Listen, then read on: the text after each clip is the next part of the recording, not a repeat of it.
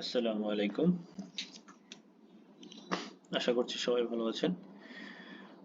আমরা আজকে এই ভিডিওতে আলোচনা করব ড্যাশবোর্ড থেকে আপনি সরাসরি কিভাবে ড্যাশবোর্ডের যেই আইটেমগুলো আছে এই আইটেমের যে পিরিয়ড বা অর্গানাইজেশন ইউনিট দেয়া আছে এইগুলোকে আপনি ড্যাশবোর্ড থেকে সরাসরি কিভাবে পরিবর্তন করে আপনার প্রয়োজন অনুযায়ী ডাটা অ্যানালাইসিস করতে পারেন সেটি আজকের এই ভিডিওতে আলোচনা করা হবে। চলুন তাহলে শুরু করা যাক। সো প্রথম একটা বিষয় আমাদের খেয়াল রাখতে হবে সেটা হচ্ছে যে এই যে আমাদের ইউজার নেম পাসওয়ার্ড দেওয়ার পরে আমরা যখন লগ ইন করলাম, লগ ইন করার পরে প্রথম যে স্ক্রিনটি আসতেছে এইটিকে বলা হচ্ছে মূলত ড্যাশবোর্ড। আশা করছি আপনারা অলরেডি এই বিষয়টা সকলেই জানেন এবং এটা নিয়ে আপনারা অনেক বেশি কাজ করছেন সেটা আমরাও বুঝতে পারছি। তো যাই হোক, এই যে নামগুলো দেখতে পাচ্ছি আমরা, এই যে আমি মাউস দিয়ে দেখাচ্ছি একটা একটা করে, এইগুলো হচ্ছে গিয়ে আমাদের ড্যাশবোর্ডের নাম, যেগুলো আপনারা ইতিমধ্যে বিভিন্ন প্রয়োজনে আপনারা ব্যবহার করছেন। আচ্ছা, এখন আমাদের যেটা দরকার হয় যে আমাদের অনেক সময় দেখা যায় যে এই যে দেখা যায় এখানে যে একটা পিরিয়ড দেয়া আছে, অনেকগুলো দিনের একটা পিরিয়ড দেয়া আছে, এইটা হয়তো আমাদের আসলে দরকার নাই। আমাদের দরকার হচ্ছে গিয়ে এই সেম ড্যাশবোর্ডটার মান্থলি রিপোর্ট দরকার, মান্থ ওয়াইজ দরকার। সেই ক্ষেত্রে আমাদের কি করতে হয়, আমরা এইখানে অপশনে ক্লিক করে ওপেন ইন ডাটা ভিজুয়ালাইজার অ্যাপে গিয়ে তারপরে পিরিয়ড, প্রয়োজন হলে অর্গানাইজেশন ইউনিট, এইগুলো সিলেক্ট করে আপডেট দিলে তারপরে আমাদের এই ডাটাটা চেঞ্জ হয়। বাট এই কাজটাই আমরা সরাসরি এই ড্যাশবোর্ড থেকে করতে পারি। সেটা হচ্ছে এই যে ড্যাশবোর্ডের এইখানে আমরা একটা অপশন দেখতে পাচ্ছি অ্যাড ফিল্টার। সো এই অ্যাড ফিল্টারে ক্লিক করলে খেয়াল করে দেখেন এই যে মেইন ডাইমেনশনের ঘরে এখানে পিরিয়ড আছে, অর্গানাইজেশন ইউনিট আছে, আরেকটা আছে ডাইমেনশন, ইয়োর ডাইমেনশন, এটা হচ্ছে অর্গানিক টাইপ। এইটা আসলে আমাদের যারা সেন্ট্রাল লেভেলের ইউজার যারা অর্থাৎ পিএমইউ তে বসে কাজ করবে তাদের জন্য বেশি উপকারী বা কাজে লাগবে। বাট আমাদের আমরা যারা ফিল্ড লেভেলে কাজ করছি অথবা একজন এমআইএস অফিসার বা একজন মনিটরিং অফিসার হিসেবে কাজ করছি যারা, তাদের জন্য অথবা একজন প্যারামেডিক, একজন কাউন্সিলর অথবা একজন অ্যাডমিন অ্যাসিস্ট্যান্ট, এই সকলের জন্য হচ্ছে এই দুইটাই বেশি প্রয়োজনীয়। যেটা হচ্ছে যে প্রথম যেটা হচ্ছে পিরিয়ড। ধরা যাক আমি যেটা বলেছিলাম যে এইখানে আছে ডেইলি ওয়াইজ, আমার দরকার হচ্ছে মান্থ ওয়াইজ। আমি এখানে পিরিয়ডে ক্লিক করলাম, ক্লিক করে দেখেন যে সিলেক্টেড পিরিয়ডের ঘরটা খালি আছে, সো আমাকে এখানে কিছু না কিছু রাখতে হবে। সো আমি বলেছিলাম যে আমার আসলে মান্থ ওয়াইজ দরকার। আমি এখান থেকে যেটা করতে পারি, আমি এখান থেকে এই যে রিলেটিভ পিরিয়ড সিলেক্ট করতে পারি। সেইখান থেকে এখানে বিভিন্ন পিরিয়ড টাইপ আছে, ডে ডে থেকে শুরু করে ইয়ার পর্যন্ত। এবং আমি যেহেতু এখানে মান্থ সিলেক্ট করা আছে, সো এখানে যেটা দেখাচ্ছে দিস মান্থ, লাস্ট মান্থ, এইভাবে দেখাচ্ছে। আবার আমি চাইলে ফিক্সড পিরিয়ডও দিতে পারি, সেখানেও আমি পিরিয়ড টাইপ সিলেক্ট করে নিতে পারি। ধরা যাক আমি মান্থলি চাচ্ছি, 2023 সালে যেহেতু আমাদের এখানে ডাটা আছে, বেশি ডাটা নাই। সো 23 সালে আমি ধরলাম হচ্ছে আগস্ট মাসের দরকার আমার, জুলাই মাস দরকার, আর সেপ্টেম্বর মাস দরকার।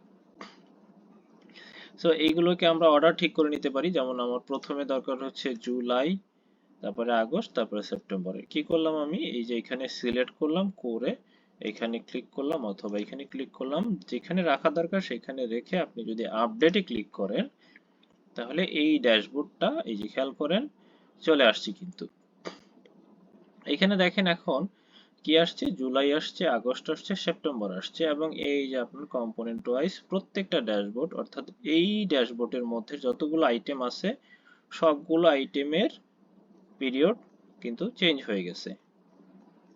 তবে এটা কিন্তু শুধুমাত্র এই ড্যাশবোর্ডের ক্ষেত্রে প্রযোজ্য। এই ক্ষেত্রে গেলে আবার ধরেন আপনার এই ডেইলি রিপোর্টসে দরকার, তখন কিন্তু আবার সেম একই কাজটাই করতে হবে। আমি এটা দেখাচ্ছি একটু পরেই।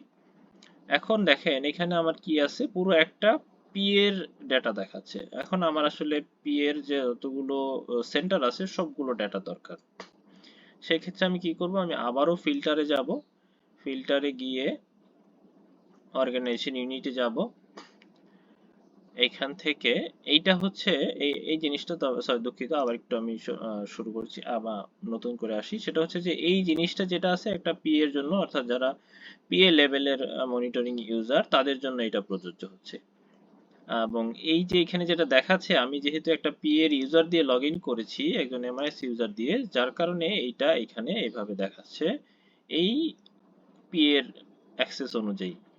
কিন্তু যখন এই পি এর কোনো একজন পিএসসিসি এর একজন রিসিপশনিস্ট লগ ইন করবেন, উনি কিন্তু শুধুমাত্র ওনার পিএসসিসি বা সিআরএসসিসি ডাটাটাই দেখতে পাবে, ওনার কিন্তু অন্য কোনো কিছু ডাটা দেখাবে না। সেই ক্ষেত্রে কিন্তু ওনার আর অর্গানাইজেশন ইউনিট ফিল্টারের দরকার নাই, ওনার শুধু পিরিয়ড ফিল্টার করলেই চলবে।